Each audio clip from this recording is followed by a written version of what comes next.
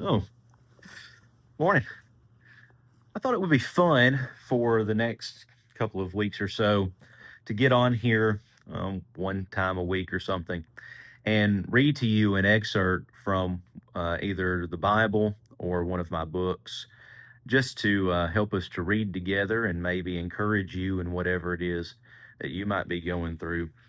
So, I want to begin with one of the first books I published. This is After the Water Dries, a little book on continual Christian living. It's a small book. It's only, I don't know, 115 pages or so, exactly 115 pages. I want to read to you a paragraph from page 93, so this is getting towards the end, under the heading One Foot in Front of the Other. When I came to my own faith in Jesus, I wondered, why am I doing this? I know I'm going to fail. For me, failure has never been an option. My wife tells me constantly that I'm a perfectionist. I suppose that's true. After all, I take after both of my parents, who are, for better or worse, perfectionists. As a perfectionist, the last thing I want to do is fail my Lord. Perhaps you, like me, have found yourself failing God more than you care to admit. Every human, even Christians, are tempted. Even Jesus was tempted. Being tempted is not a sin. Struggling with temptation is not a sin. Falling to temptation and actively living in temptation is sin. The fact that something is a temptation implies that there is something wrong or sinful about the situation. If you have to debate whether you should or should not do something, you probably should not do it.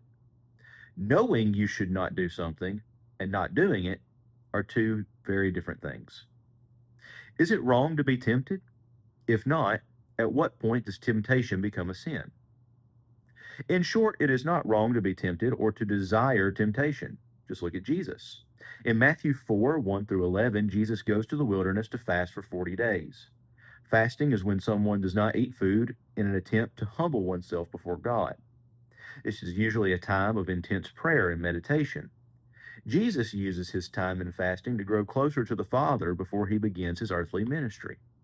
Being without food for 40 days would certainly cause severe hunger.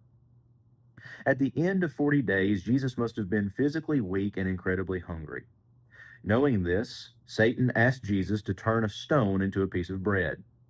That would solve Jesus' problem, wouldn't it? Satan and Jesus both knew that Jesus had the power to do so. There's nothing intrinsically wrong with eating bread, so why did Jesus refuse?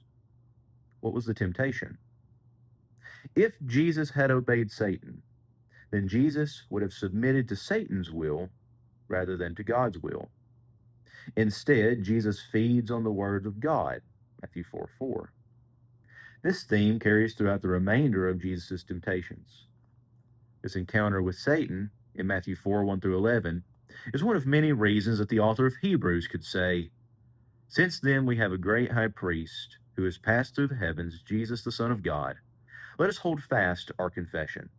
For we do not have a high priest who is unable to sympathize with our weaknesses, but one who is in every respect has been tempted as we are, yet without sin.